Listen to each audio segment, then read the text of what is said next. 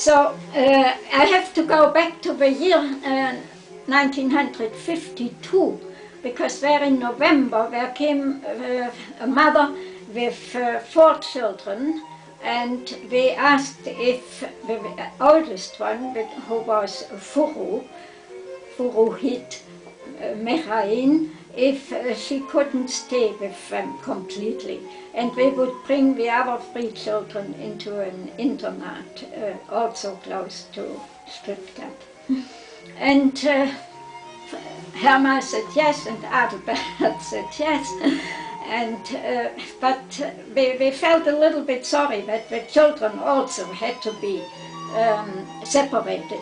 The parents brought the children because we were pioneers in some Arabian countries, and we wanted that the children grow up in Bahá'í surrounding.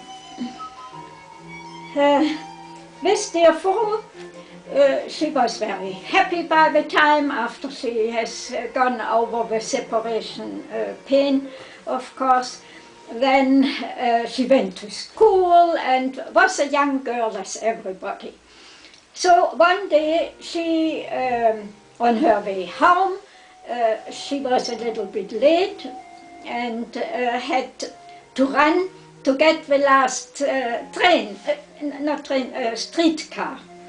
And she missed the step and fell under the streetcar. And you know, streetcars are not like cars, that there is something even going over the legs. The streetcars have this one part of the wheel is deep down, the other one further up. So she had a terrible accident. Both legs were deep, very, very much damaged. And she was brought to hospital, and finally there was the call to Herma, to the Mühlschlegels. It was Herma who was at the telephone, and she was informed that there is a Persian girl, and she says she would live with them, and she is in hospital now. And Herma immediately went, of course, went to the hospital, and made a note for Adelbert when he came home, but he knows about that too. And so he also came, and she had already a long conversation with the doctors. What can be done with this girl? Young, to lose both legs, this is very terrible. And they said we can save one leg, but the other one, it will not work if there is not the support from a living body. And this, with the living body, she asked what does this mean and so on. And we said what we should make is to cut someone here, and to put her leg in here, like in a bag. And she said, I can do it. Immediately, she said, make the examinations of the blood if it works and so on. We made it, I don't know how we made it in this quick time. We did it. And until Adelbert came, this was already decided by Herma, that she will go to do this. She hasn't had any idea what it brings to her and so on, how difficult it will be for both of them. And the doctor said never we would do it again, because it's too painful for both. Of course, the beds had to be arranged like this, but she was, Herma was like this, and the other bed, one of the legs was in her stomach. And whenever one moved, the other one had terrible pain, and the one who moved. So it was very, very painful. This was Herma. She really, she couldn't sacrifice enough for all the friends. She always was helping. But it was successful, this operation. Furu could have both legs and is now working as a doctor in Germany. And is very happy and grateful, of course, to Herma.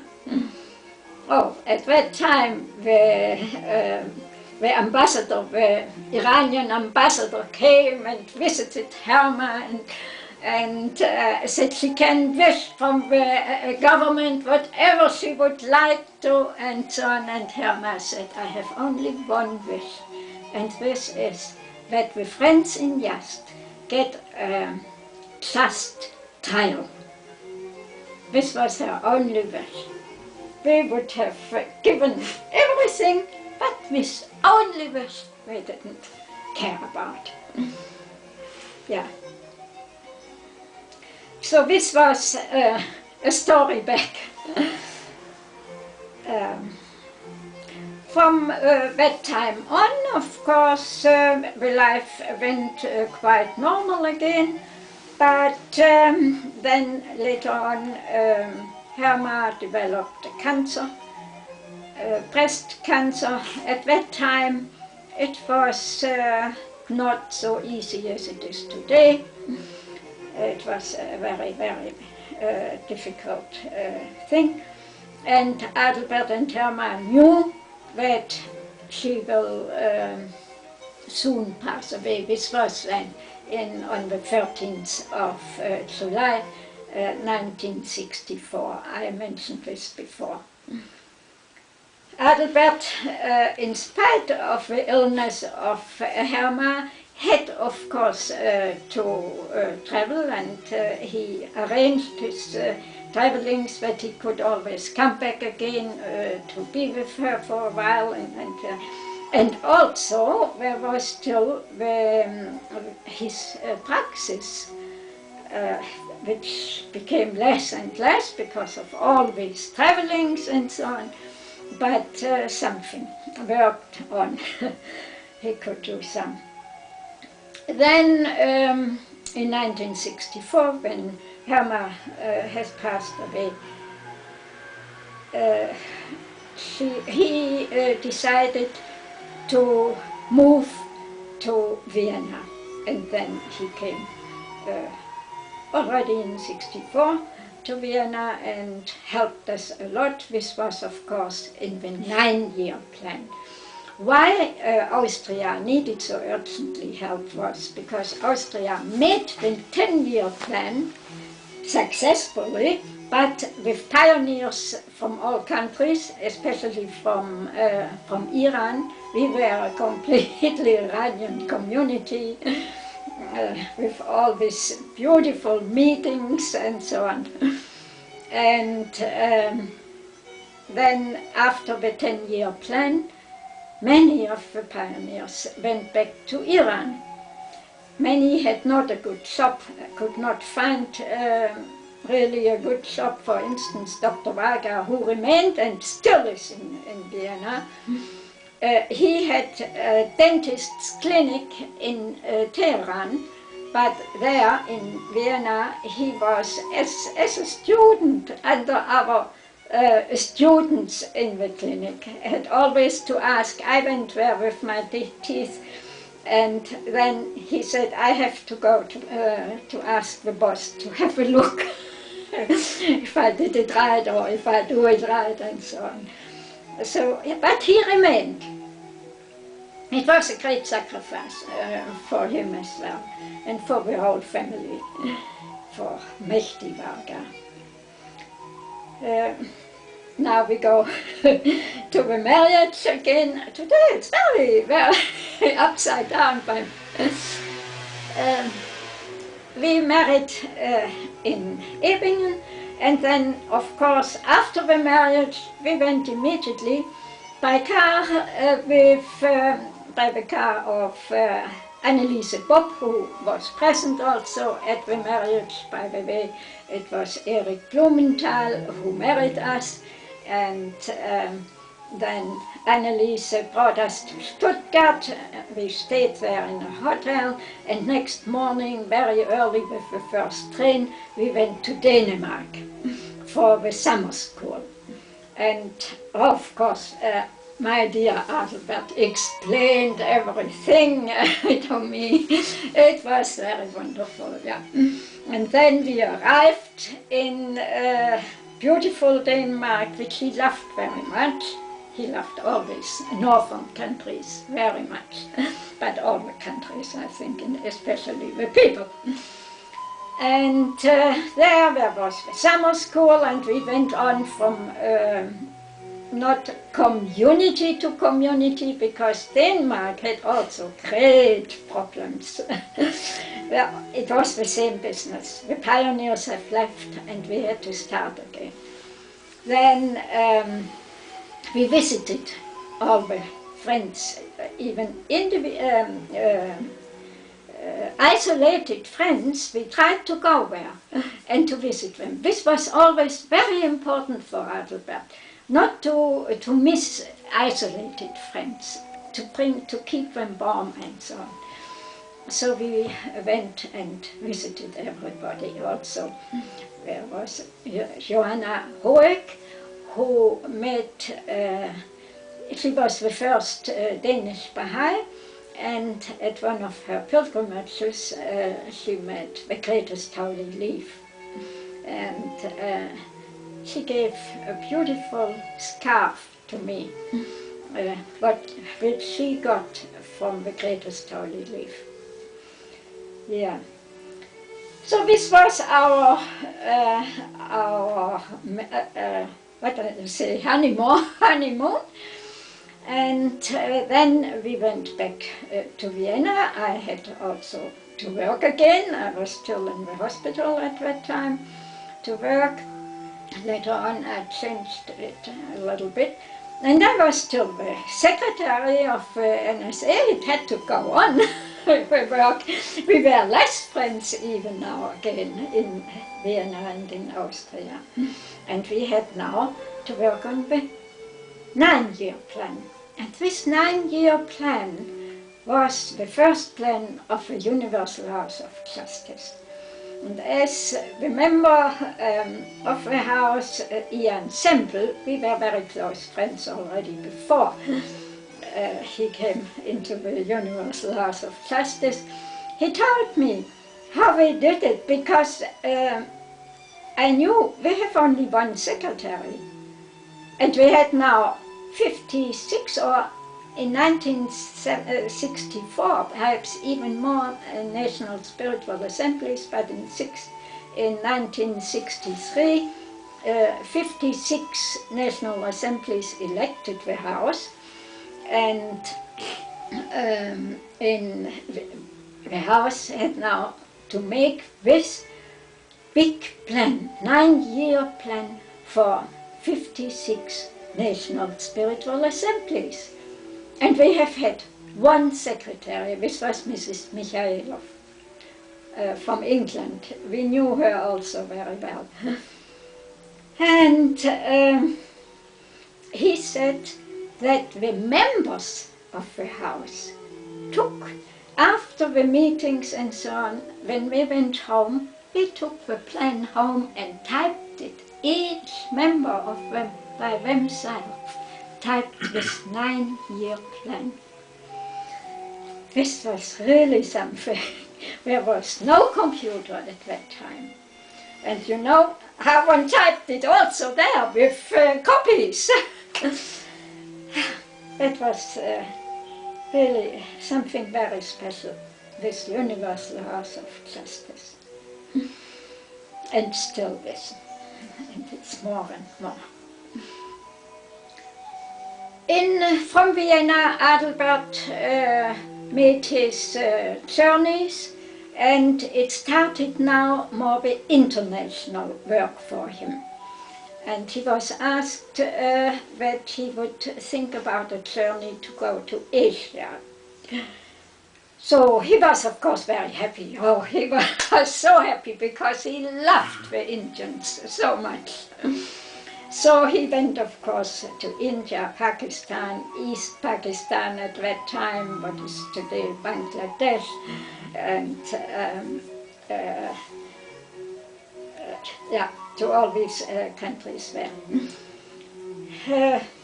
I remained in Vienna. I had my job at that time, in first of all my work, and secondly still the NSA secretary. Later on, this was after, this was with the councillors. What I wanted to say now, I will say it later. When he was in India, he was at the beginning traveling very well and nothing happened, but then suddenly I received a cable that I shall come and Adelbert would be very ill. So I had to arrange everything, and I hadn't the vaccinations nor anything, of course, for this. It took some time. I needed the visa and so on. And until this all worked out well, I went to my first so far away country. And then when I arrived, Adelbert was already much better again. But the cable came from dear Sina Sorabe, and she said, "You must remain with him, you must be here," and so on. Because he got already up again, and I know how he is going on, and she said, "You have to go on with him." And of course I also informed, and Sina informed, and the National Assembly, the Universal House of Justice, and they also said, "You have to go." So I went there, and from there on I went with him to Bangladesh, I went with him to Pakistan, we went through India, through the places where he wasn't before, and then he went on with his program, or now we went on. This was a great experience for me at that time, because there was already teaching the masses, and in our opinion, the masses came already in. We went by car, by bus, by train. Oh, this was a very special experience with this always very full trains. And slept in caravans, and it was a great experience, really. And the believers, oh, these believers were so happy that they had someone there whom they could ask everything. We asked about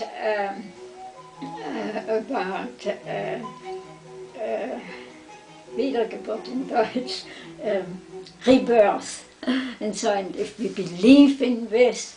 And of course he said, we will in the next world, progress will go on and on of our soul. We were all satisfied with it. There was no problem. This is in Europe where there is a problem of it, and so, oh, this I don't mean. I mean something quite different. And so that was never in India. There was no problem whatsoever. Yeah. Then from we went also to Nepal. There Adelbert had an interview with the king, and which was especially about world order. He was very interested in this. Then the next country was Iran. And we went to Iran, coming from India. At the airport there was Mrs. Valga, Mr. Valga, Mehdi Valga, and also our Roshan, who was from that on with the car, our guide to go everywhere. We had an easy life there. And we met them at the airport, And I coming from India, and where you said, you embraced everybody, allow applause. And Mrs. Varga said, Ursula, you are now in Iran. Yeah, so, I learned this lesson immediately at the airport. Nothing happened to them at that time. It was in 1970 that we entered on the 1st of January, Iran. And there we met the friends, of course, first in Tehran and so on. And then a tour was arranged to go to Shiraz. We went to Shiraz, but at that time it was difficult in Shiraz. We had to go from house to house, not that we could meet somewhere for a little bit longer time. And so we, this was very well arranged by the friends. There was no problem, and we knew in the meanwhile how to behave. And we had this great privilege to meet, to go to the house of the Bab and to pray in the room up there and being in the garden and so on. Very beautiful, yeah. And then when we returned to Tehran, we got also the permission to visit the house of Baha'u'llah in the morning at 4 o'clock. Very quietly we went when another German suddenly came in the street. Oh, Dr. Mühlschlegel! Yeah, so also we could quiet her down. So we could also pray in this house. It were very, very great experiences for all of us. And we also went up in one house where we could look down to the Siyat. One could see the place where there were some flower pots standing. This office up there, I don't remember to whom it belonged, but they showed us this.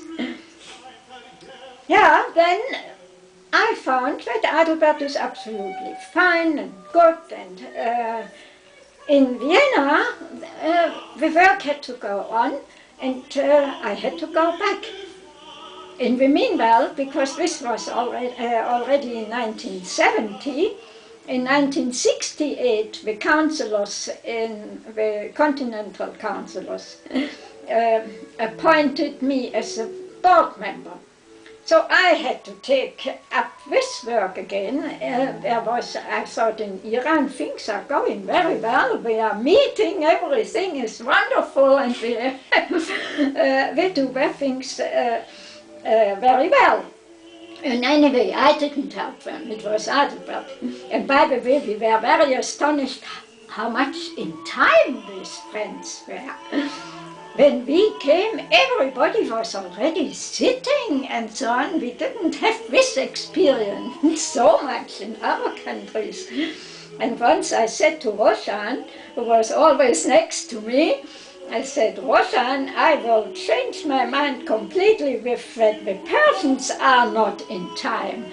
And then she said, you know, we were told an hour earlier. I said, but this is what Adelbert wouldn't like if he would know this.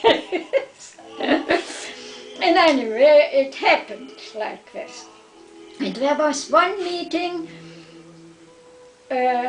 which was for the postgrad students, and Darius Mani was our translator, whom we knew of course very well, because he studied in Austria, lived in Austria. We were very close friends at the time, but he was also in Iran at that time, and he was the translator, and he was the one always in Europe. He is known as the one who speaks quicker than he can think or we can think.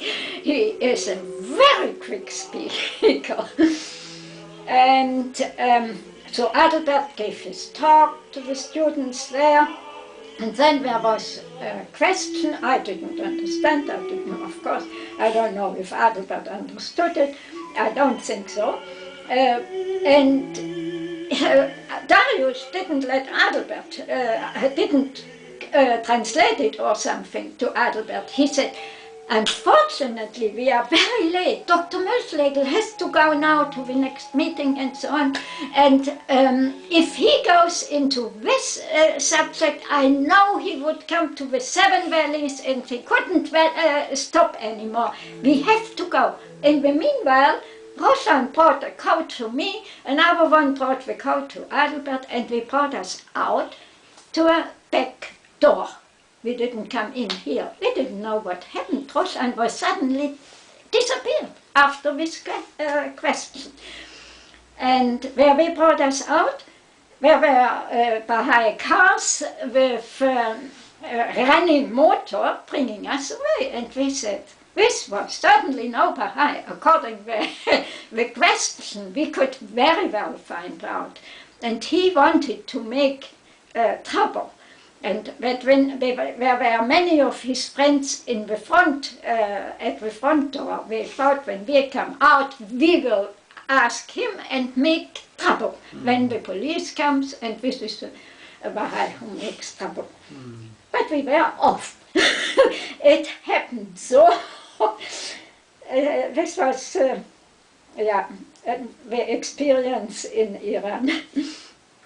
Now I decided, and I had to go back to Vienna, and Mrs. Varga always said, Lamia Varga, she always said, Ursula, don't go. When you leave him, he will again become ill. I said, I have to go, you know, you were in Vienna as well, and so on, you know, the work in Austria must go on. And I spoke with Adelbert, and he thought also, I have to go, I have to work there. So I left, and after some time I got again the same message as I got then from all the journeys where he went. But Adelbert became ill, and he's in the hospital. In Iran or out? In Iran, in Tehran. He was in the hospital, but now the Germans, when they are ill, at least Adelbert's family and my family, my Kohler family, when we are ill, we want to be alone and sleep, and if we can't sleep, at least rest and be alone. But in Tehran, there were so many friends coming all the time to visit him, to show him their love. And so when Adelbert was alone for a second, he got up, wrote a little note to his professor, who was, I think it was Professor I don't know, Mechan, something with and wrote, I am in the hotel again. He wanted nothing than to have his quiet time. This is very, very special for us. Also Herma, when she was alone, she just closed the door, when she was ill, closed the door and wanted to be alone. Yeah. So, but then I was informed that he is ill again, but of course I knew in Iran where is taken care of him, where it is. And he also became healthy again, and he made the rest of his tour to the northern parts of Iran. He continued. And he wrote every day, he wrote a letter to me. He didn't send it off, he continued the letter. And then when he finally returned and he was at home, I asked him, tell me, what did this mean on your letters always? The date and the BZW, and then a number. and every day another number and another number. And what did it mean? Because BZW means is more, yeah, in Germany, in German, something you cannot do anything with it in a letter. And he was so disappointed, and he said, "You didn't know what this means? Bis zum Wiedersehen, that means until we see each other again." And then there were with big numbers and smaller numbers and so on. This were the hours until we will see us again. Yeah, this was typical for Adelbert, always like this. Yeah. Then in Vienna it went all on, the 9-year plan. The 9-year plan worked quite well. We got more Austrian native believers. We got youth, what we needed so much. It was really a good success. We have had many firesides, of course. We lived in the Rhodes, so there was always coming and going. And especially the fasting time was always something very nice, because we invited all the youth, the students, because we couldn't make their breakfast so early in their houses where they lived, and much to our surprise, many of the Persian students, because these were all Persians who were studying in Vienna, that we were really eating in the morning with schnitzel and this kind of things. Now schnitzel for me as a vegetarian from birth, I said you can have your, make your schnitzel by yourself. And so they brought their things, and they are eating their things what we thought will help through the whole day. And we all were sitting around the big table. And then there was, because it was early, after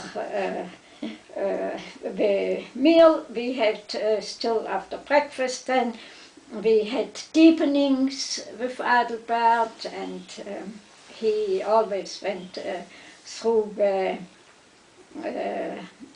long fasting prayer. This was a very loved one by Adelbert, and was one which was very early already in Germany translated at his early time of being Bahá'í. So this was a special prayer for him, and is still for me. This now finally our time from Vienna. Yeah, Adelbert also went a lot to Eastern European countries. He also got in contact in the other countries and in the whole of Germany and Europe with the Esperantists, because he thought this is the only way we can easily come into the Eastern European countries.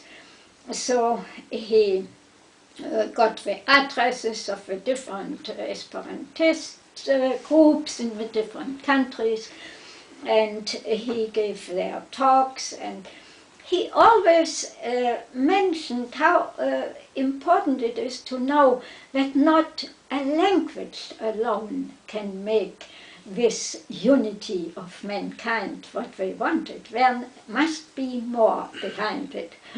And he gave them then the Bahá'í teachings, and we were all very interested in it and very open-minded.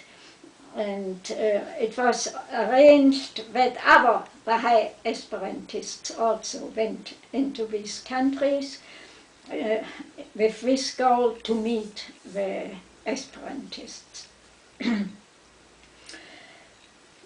And at that time also Adelbert was very interested in it, that the Baha'is make a Bahá'í Esperanto club, so to speak. That there was information where what can be done in the world with the Esperantists. Also in India he had, and in Pakistan and so on, always he was looking for the Esperantists. Yeah. Then it came to the end of a 9-year plan, and there was another country in dire need of help. This was Switzerland. And we finally decided we will move to Switzerland.